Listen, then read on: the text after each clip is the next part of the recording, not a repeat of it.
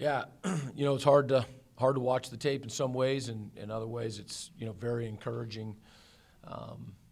But had a 17-point lead again after a 3-and-out, and their first play from scrimmage was a long run, and something that we've put a lot of attention to, and so find ourselves again in a moment where what are we going to do, and defense responded in a big way on that opening series and held them to 0 points, and even after the penalty and all of that, and then quarter and a half later we're winning 17-0, and it was good. But then Ball State didn't go down. When they were on their own 36-yard line in the 4th and 1, we had a chance to end things right there, and they converted on that, and then I think the quarterback long run followed by a 3-and-out by us offensively, and then another long 96-yard drive right before the half. Still winning 17-14, but I need to do a better job at halftime with letting our guys know, really regardless of the score, we need to be in a certain state. But we're winning the game at 17-14, and need to do a better job with the team, having them come out with the same energy and the confidence that we did in the very beginning of the game. Our team is learning every week. We're getting better in so many ways, and one of the things we talked about yesterday is that this one hurts again. I mean, it hurts deep, and it's because we're so close. We're not at the bottom of the mountain wondering what it would be like to climb it. We're climbing it. And we're getting closer, and so when you're not there, but you're close, it stings a little bit more. And so, as coaches, we sit around and say, you got to be really careful with this, but, you give yourself 5 seconds to say that, we're not too far away from being 3-0, and we're not right now, but Ball State, again, credit to them for being down 17-0 and fighting back. Coach, you had double-digit leads in all 3 games, but maybe 1 or 2. How can you drive it home to perhaps finish better? Yeah. No, it's a good question. I think, there's a lot of ways to answer that. I think in the 3 different scenarios, to be honest with you. I mean, in the first game, when we were up 14 twice, I think we felt pretty good about things, and that was not the case, at Wyoming. And we did finish that game off, and then in this case, we're up 17, and again, I think our energy got sapped a little bit.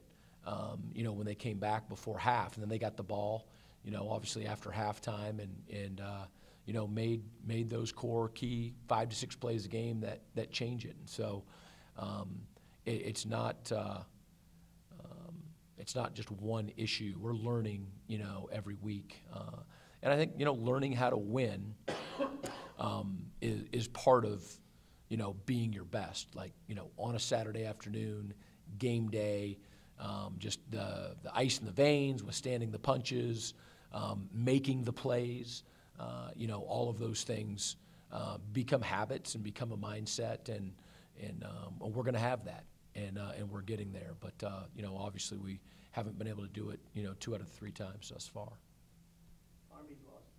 They're 0-3 and all 3 losses were really close. So do you think there needs to be a little more emphasis to keep going and play all 60 minutes, and because there might be some desperation coming from Army? Oh, man, it's absolutely going to be 60 minutes. I mean, every single one of our games has been. That's why our off-season theme is E60. It's what we train for. We're in shape for it, physically, and, have to be able to just stay balanced emotionally and stay focused mentally for 60 minutes. But we know that Army is a team that is going to play for 60 minutes no matter what, and love that. Coach DeBoer, your thoughts on I think that when we were able to be balanced, in the first half, have a good mix of run and pass, when you got a lead, he did a nice job. And, at the end, we're throwing it, pretty much every down. The pass rush picks up a little bit more. And I know there's a couple he'd like to have back, but, you know, it is what it is. He's competing his tail off, and you know, he's trying to make plays, and you know, we'll just kind of, we talked a lot last night about just still taking what they give you and find those completions and just putting completions together one right after the other. And I know he'll come back out this week and you know, do a better job of that.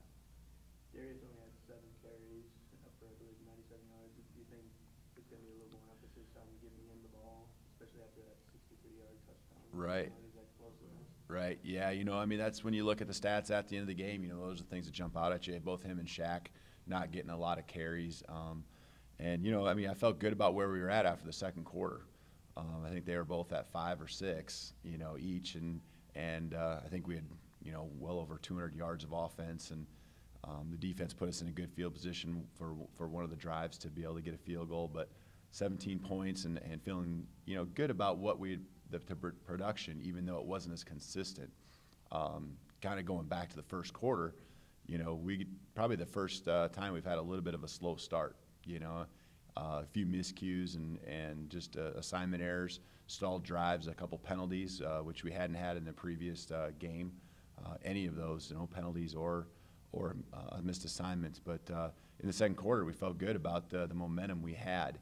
And then, you know, all of a sudden the third quarter happens, and we, you know, we don't move the ball. I think we ran, you know, had a 6-play drive, and then all of a sudden, you know, you get into the fourth quarter, and now you're throwing it because you're trying to play catch up, you know. And so it happened fast. And, you know, when you look back on it, I see why we didn't quite get as many carries, trying to play catch up there at the end. But that's certainly something that we have to have is a better, more consistent run game with D-Jack and Shaq getting their touches.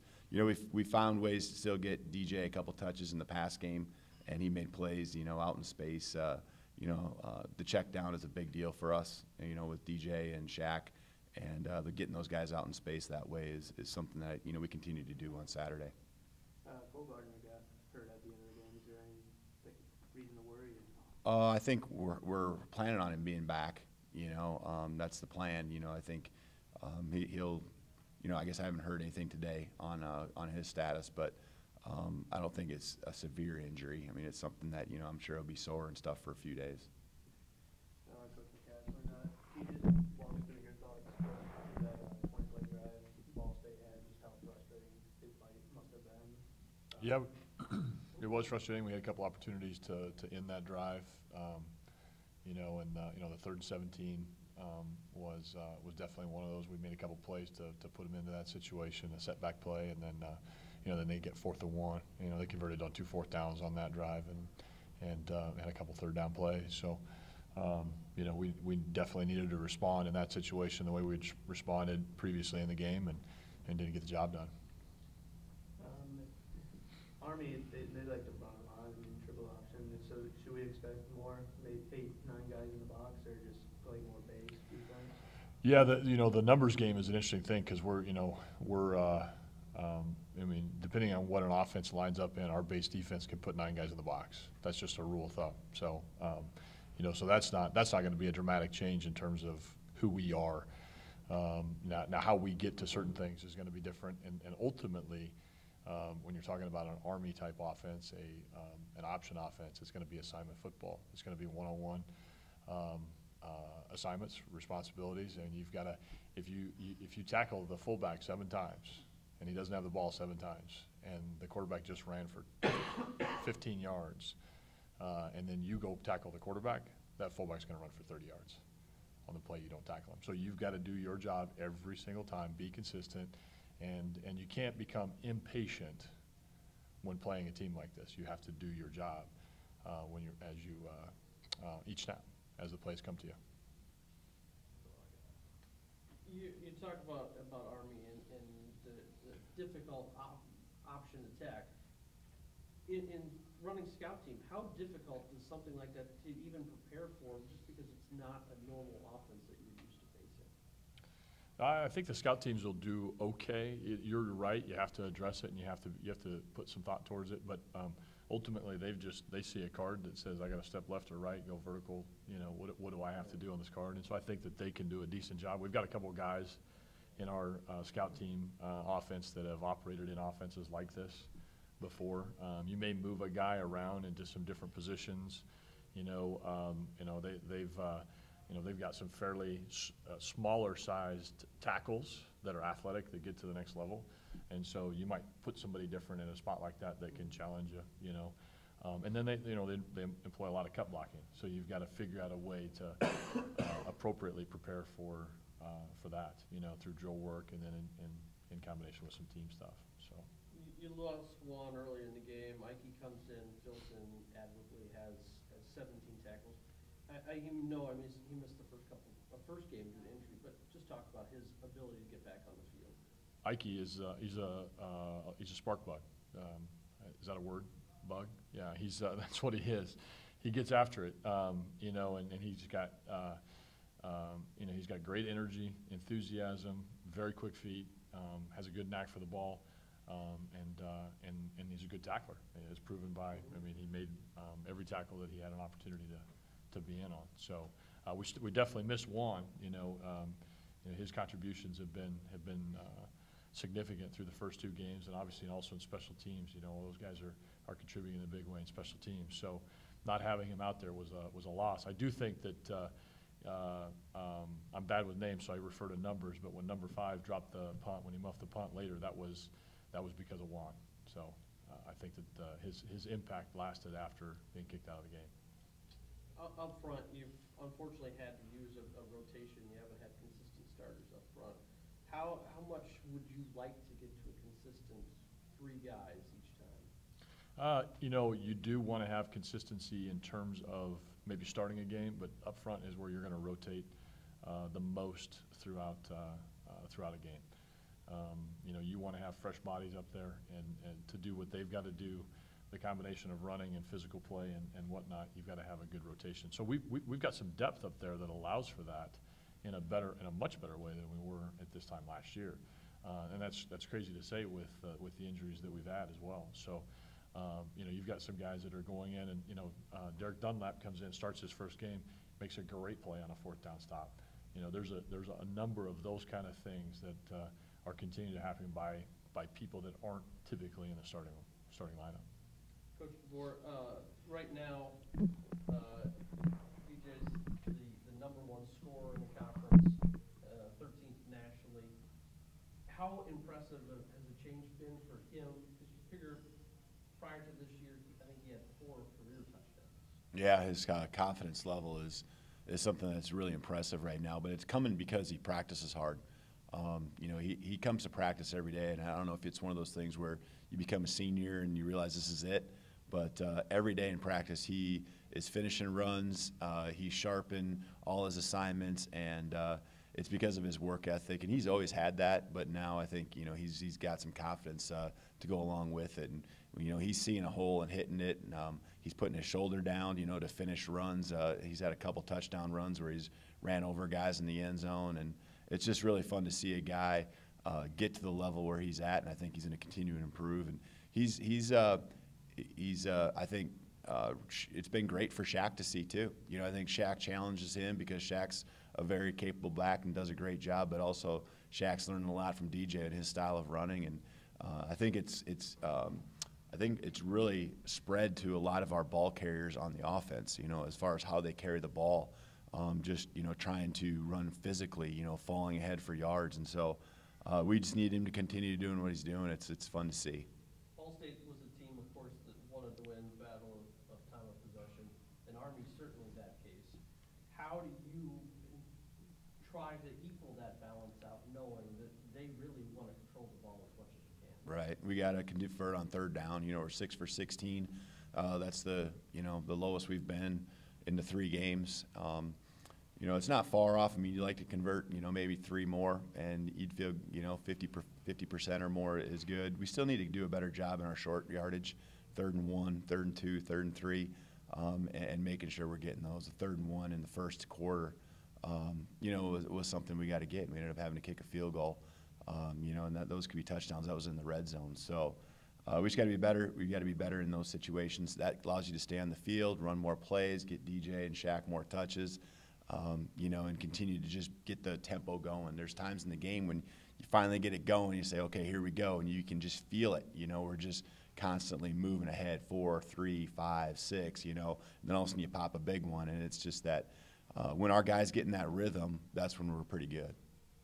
Coach Creighton, first time that you and your staff have gotten to take on a service academy. We know Eastern has a history of playing Army, of course.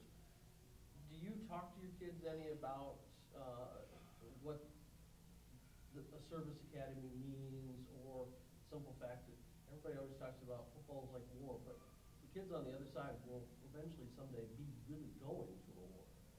Yeah, we have not.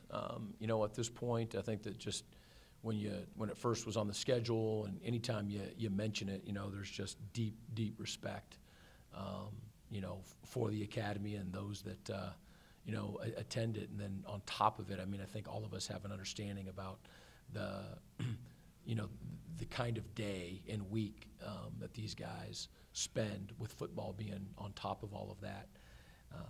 But you know, whether it's right or wrong, you know, we got together last night and the guys are off today, and it was, you know, about making corrections from the game, and then just making sure that we're focusing on ourselves, you know, how we can improve and in our direction and whatnot. And, you know, last night after the meeting, and then today is when we start planning and really putting, you know, all of our attention towards Army. But it is different, you know, it is special. You respect everyone you play, but somehow you respect these guys even more. And I imagine that it is something that we'll be talking about throughout the week, but we're just getting started. Two special events going on. The Washington 100 back, you're going to wear the special jerseys, but it's got to be nice to kind of show a little patriotism with that, but it's also Coach for the Cure weekend. Right. You know, there's a lot going on, and again, a lot to talk about, sort of non-football related, you know, as a program, and we are excited about supporting the Washington 100. Really excited about that, and also, you know, the jerseys, you know, will mean something to us and to our guys. You know, to be able to put the flag on the E. You know, I've never had that opportunity before, and I know that it's something that our guys already know about and are excited about it.